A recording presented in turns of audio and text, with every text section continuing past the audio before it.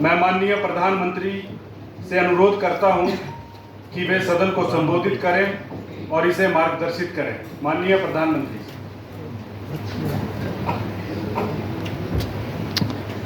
नहीं जाना जाता है। हाँ, आज से 50 साल पूर्व इसी दिन एक युवा और आशावान देश की प्रगति पर अभूतपूर्व रूप से आपातकाल थोपे जाने से उसके भविष्य पर अंधकार छा गया था। प्रधानमंत्री के रूप में मैं इस पद की गरिमा और जिम्मेदारी को भली भांति समझती हूँ। हमें सौंपी गई शक्ति का उपयोग हमेशा जनता की सेवा और हमारे लोकतांत्रिक मूल्यों की रक्षा के लिए होना चाहिए। फिर भी इतिहास ने दिखाया है कि सर्वोच्च पदों का भी दुरुपयोग हो सकता है, जिससे हमारे लोकतंत्र की नींव हिल सकती है।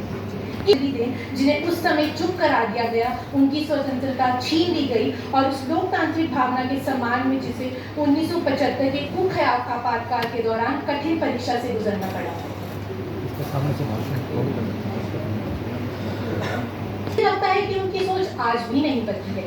मैं देख रही हूँ कि उनका रवैया अभी भी नहीं बदला है। वे अब भी सोचते हैं कि देश उस एक विशेषाधिकार प्राप्त राजवंश की निजी जाति है। मैं यहाँ प्रधानमंत्री जी के इस बयान का जवाब देने के लिए खड़ा हुआ हूँ। मैं इसे क्या कहूँ, इतिहास का चुनिंदा स्मरण या आश्चर्यजनक। यह आश्चर्यजनक है कि कैसे कुछ लोग केवल वही याद रखना चुनते हैं जो उनके लिए उपयुक्त है। कुछ समय को चुनते हैं और उस संदर्भ को अनदेखा करते हैं जिसमें निर्णय लिए गए थे। सबसे पहले आइए आपातकाल। धन्यवाद। भाषण 1 सत्तारूढ़ दल।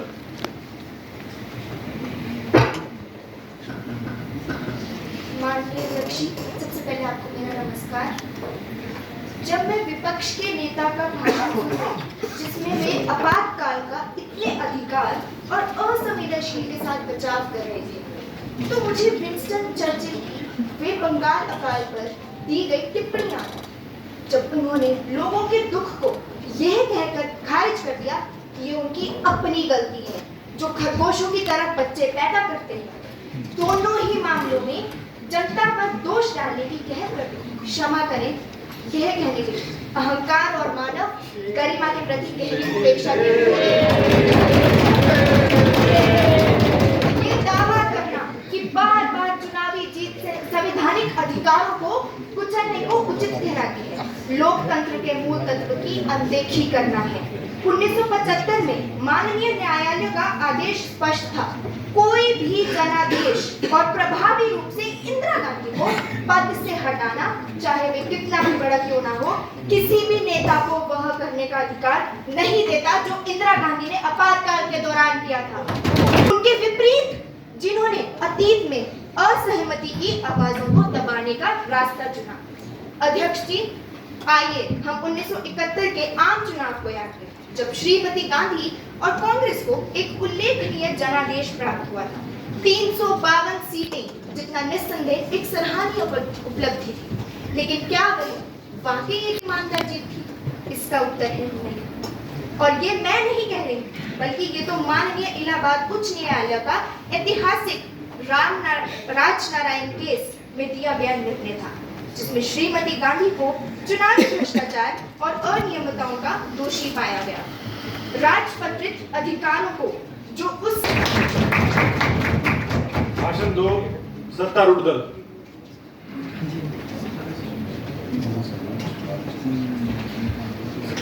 माननीय अध्यक्ष, मेरे पूर्ववक्ता सहयोगी ने बताया कि किस प्रकार श्रीमती गांधी ने हमारे युवा और उभरते हुए देश पर स्वतंत्रता की शुरुआत आते क्षणों में ही जॉबलिन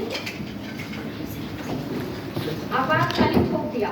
अब मैं इस प्रश्न में गहराई से जानना चाहती हूँ, आखिर क्यों? अध्यक्ष जी, भारत की स्वतंत्रता कोई उपहार नहीं थी, जैसा कि नेता विपक्षी ने अपने भाषण में घमंड पूर्वक कहा। यह स्वतंत्रता उपहार में नहीं मिली, बल्कि इसे उपहार हाथों से छीना गया। खून, बलिदान और असंख्य अपूरणीय क्षेत्रों की कीमत पर।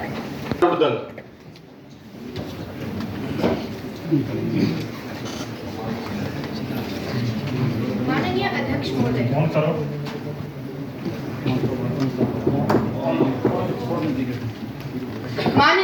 अध्यक्ष महोदय, एक स्वतंत्र प्रेस किसी भी लोकतंत्र की धड़कन होती है और आपातकाल के दौरान उस धड़कन को जानबूझकर रोक दिया गया। जैसे हम अपने संवैधानिक इतिहास के सबसे अंधेरे अध्याय पर चल रही इस महत्वपूर्ण चर्चा को आगे बढ़ा रहे हैं, मैं आज इस सदन में खड़ी होकर आपातकाल के दौरान प्रेस की स्वतंत्रता के योजनाबद्ध विध्वंस पर अपनी बात रखना चाहती हूँ। जैसे 25 जून 1975 को आपातकाल घोषित किया गया, सरकार ने फुर्ती से कदम उठाए, सिर्फ असहमति की आवाज को दबाने के लिए नहीं, बल्कि उन्हें पूरी तरह मिटाने के लिए। समाचार कक्ष सन्नाटे में डूब गए, प्रिंटिंग प्रेस थम गए और स्वयं सत्य को राज्य की सेंसरशिप के पीछे कैद कर दिया गया। यह कोई साधारण प्रशासनिक निर्णय नहीं था, एक सोची समझी और घातक हमला था। इस दुर्भाग्यपूर्ण रात को दिल्ली के प्रमुख समाचार पत्रकारियों जैसे इंडियन एक्सप्रेस और द स्टेट्समैन की बिजली आपूर्ति काट दी गई, ताकि आपातकाल की खबरें किसी भी संस्करण में प्रकाशित ना हो सके। जब तक बिजली बहाल हुई, तब तक एक पूर्ण सेंसरशिप स्थापित कर दी गई थी। सत्तारूढ़ दल। माननीय अध्यक्ष, लोकतंत्र एक ही क्षण में समाप्त नहीं होता, इसे मंद कर दिया जाता है, एक समय में एक ब्लैकआउट होता है। आपातकाल पर चल रही इस महत्वपूर्ण चर्चा को आगे बढ़ाते हुए आज मैं इस सदन का ध्यान एक कम चर्चित लेकिन अत्यंत भयावह रणनीति की ओर आकर्षित करना चाहता हूँ। इंदिरा गांधी सरकार द्वारा देश भर में योजनाबद्ध रूप से किए गए मीडिया ब्लैकआउट। आपातकाल के दौरान सेंसरशिप केवल कागज पर लाल निशानों तक सीमित नहीं थी, यह पूरे देश में एक खामोशी की चादर की तरह फैल गई थी। कांग्रेस